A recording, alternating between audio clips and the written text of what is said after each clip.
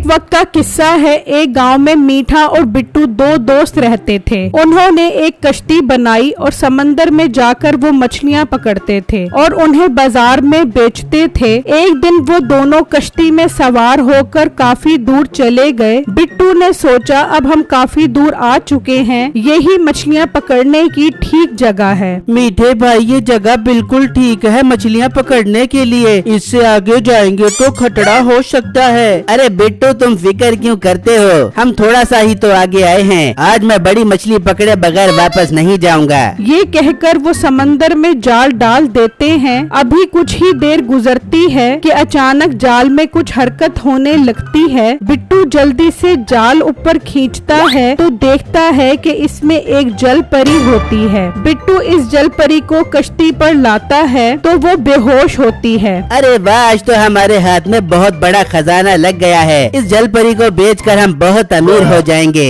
मीठे भाई आप कैसी बातें कर रहे हो, हम इसे कैसे बेच सकते हैं? अगर इसे समंदर में वापस न डाला तो ये मर जाएगी। जल परी ये सब बातें सुन रही होती है और उठकर जल्दी से बोलती है, नहीं नहीं मुझे मत बेचना, मुझे बेचकर आप लोगों को कोई फायदा नहीं होगा, खुदा के लिए मुझे जाने दो।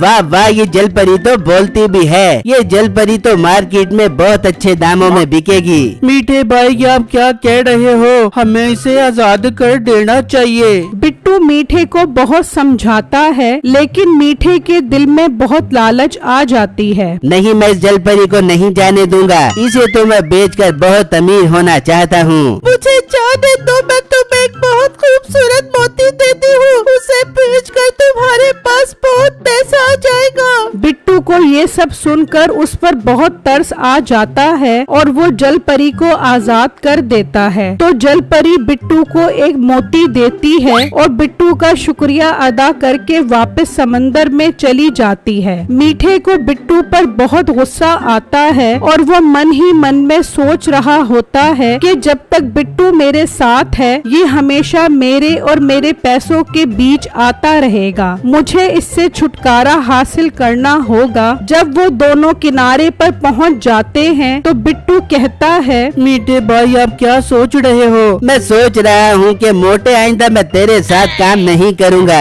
लेकिन आप ऐसा क्यों सोच रहे हो? फिर हमारे कारोबार का क्या होगा और इस मोती का मैं क्या करूँगा? तूने जो मर्जी करना है कर, मैं इस मामूली मोती को बेचकर अपनी बेइज्जती नहीं करवाना चाहता। उस जल परी के पास और ज्यादा खजाना होगा, मैं खुद ही उसे पकड़कर उसका सारा खजाना लूट लूंगा और उसे मार्केट में महंगे दामों में बेच दूंगा। लेकिन मीठे भाई अगर आपने इसको समंदर से बाहर निकाला तो वो मर जाएगी। और मोटे पेट वाले गेंडे, तुझे खाने से फुर्सत मिले तो तेरा दिमाग चले, पानी से बाहर निकलने से जल परी कोई नहीं मरती। ये कहकर मीठा वहाँ से चला जाता है और घर आकर अपनी बीवी नसीबो को सारी बातें बताता है। ये सब सुनकर नसीबो के मुंह में पानी आ जाता है। तो मीठे तू कब जाएगा उस जल परी को पकड़ने? मैं भी जरा देखूं जल परी कैसी होती है। और बेगम उसे देखना नहीं, उसे महंगे दामों में बेचना है। जब कुछ दिन गुजर जाते हैं तो मीठा फिर से कश्ती में बैठकर समंदर पर जाने लगता है। तो बिट्टू वहाँ पर आ जाता है। मीठे भाई आप कहाँ जा रहे हो कश्ती लेकर?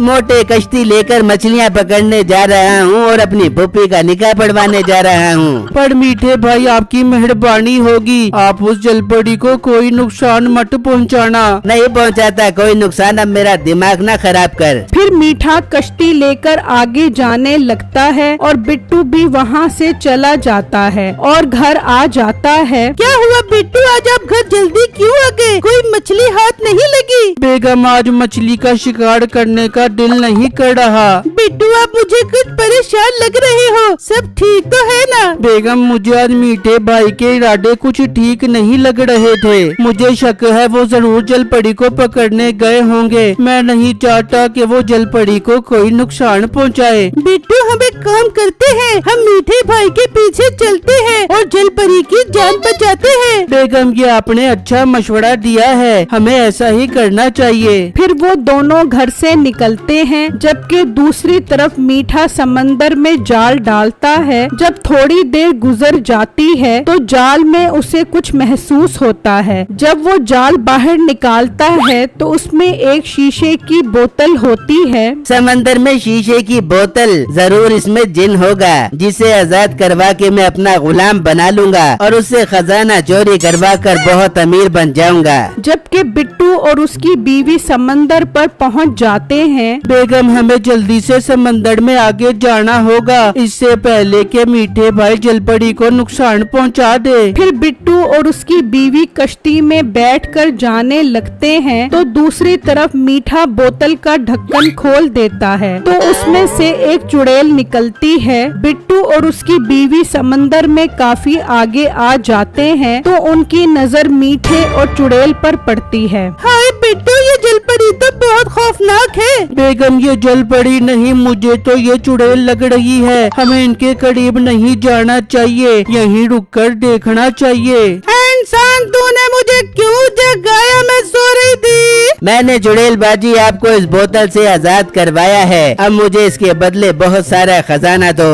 इंसान, कई साल पहले मुझे जिस शख्स ने इस बोतल में बंद किया था वो तेरी शक्ल का था। उसने मेरे शोर को मार दिया था। तूने मुझे उसी शख्स की याद दिलवा दिया। मैं तुझे नहीं छोड़ूंगी। चुड़ैल बाजी, वो मैं नहीं, वो कोई और होगा। आपको कोई गलत फहमी हो रही होगी। चुप कर जा, सजा के लिए तैयार हो जा। फिर चुड़ैल जादू से मीठे को छोटा करके बोतल में बंद कर देती है। बिट्टू और उसकी बीवी डर कर वहाँ से कश्ती भगा देते हैं और घर आ जाते हैं। बिट्टू जी, ये तो बहुत बुरा हुआ मीठे भाई के साथ। बेगम, लालच का यही अंजाम होता है। मुझे तो फिक्र हो रही है, मैं अब समंदर में जाकर मछलियाँ कैसे पकड़ूंगा। कहीं वो चुड़ैल मेरा भी यही हाल न कर दे। नहीं नहीं बिट्टू, अब आप उस समंदर में नहीं जाओगे। बिट्टू, आप एक काम करो, वो मोती जो जलपरी ने दिया था उसे सुनार को चेक करवाओ। हो सकता है वो कोई कीमती मोती हो। हाँ बेगम, मैं जाता हूँ सुनार के पास। फिर बिट्टू वो मोती लेकर सुनार के पास जाता है और उसे बेचने के लिए मोती देता है। लड़के, ये मोती तो बहुत कीमती है, मैं तुम्हें इसके 5 लाख रुपए दूंगा।